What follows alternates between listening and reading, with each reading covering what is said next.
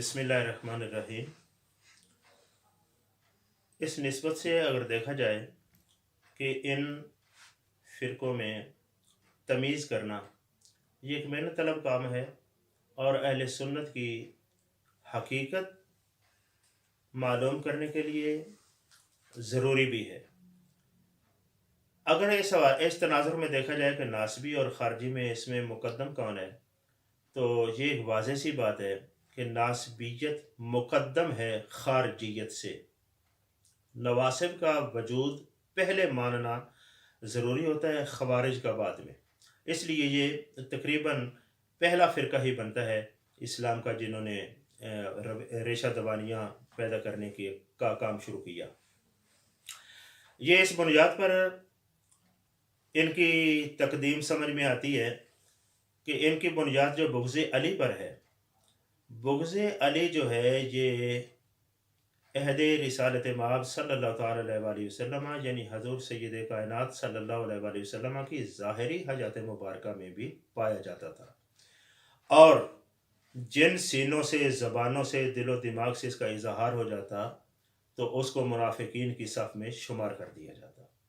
उस वक़्त से ये शुरू है, जबकि ख़वारिज का वजूद ये वाक़या तहकीम के बाद इनका वजूद ज़ाहिर हुआ। ख़वारिज ये यानी वाक़या तहकीम के बाद आए, जबकि नवासिब जो हैं वो इससे पहले भी थे। तो जब पहले तो अब इसकी तकदीम की वजह जो है वो वाज़ेह हो गई कि नासबियत मुक़द्दम है जो बुग़्ज़ अली की बुनियाद पर खड़ी की गई। तो इससे ये भी मालूम होता है कि ख़ारजियों के ज़हूर तक बहुत सारी चीज़ें ऐसी हैं और कई ऐसे उस दौर में मज़ाहिर मिलते हैं कि जिनमें बुग़्ज़ अली ज़ाहिर हुआ कई लोगों से, अगर जो वो मुनाफ़िकीन में उस वक़्त कहलाए, लेकिन ये मादा मौजूद था। जब मादा मौजूद था तो गोया कि ये नासबियत मौजूद थी।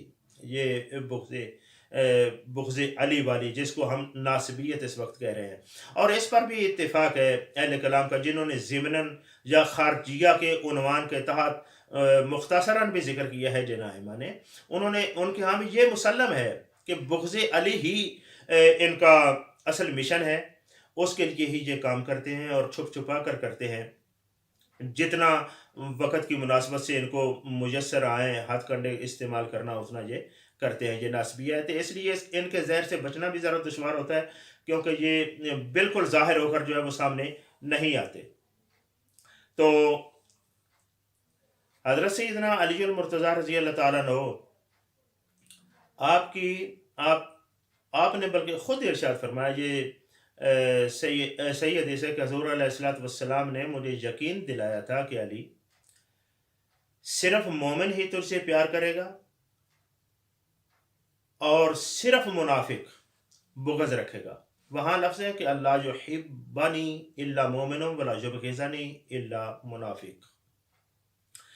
यानी मौला अली अल मुर्तज़ा कह रहे हैं कि मुझसे प्यार नहीं करेगा मगर मोमिन, और मुझसे बुग़्ज़ नहीं रखेगा सिर्फ मुनाफिक।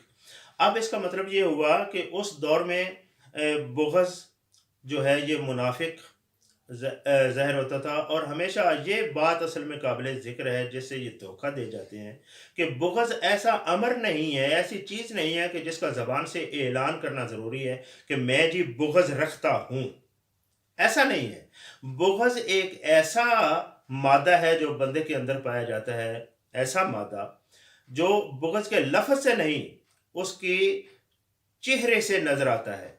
उसके जो होते हैं अतवार, तौर तरीके, वो बताते हैं कि इसका फ़लाँ से बुग़्ज़ है या प्यार है, बुग़्ज़ है या प्यार है। और उसी बुनियाद पर ही सहाबा कराम रिज़वानुल्लाह ताला अलैहिम अजमाइन मुनाफ़िक़त वालों को भी पहचाना करते थे कि इनके तौर तरीके क्या है।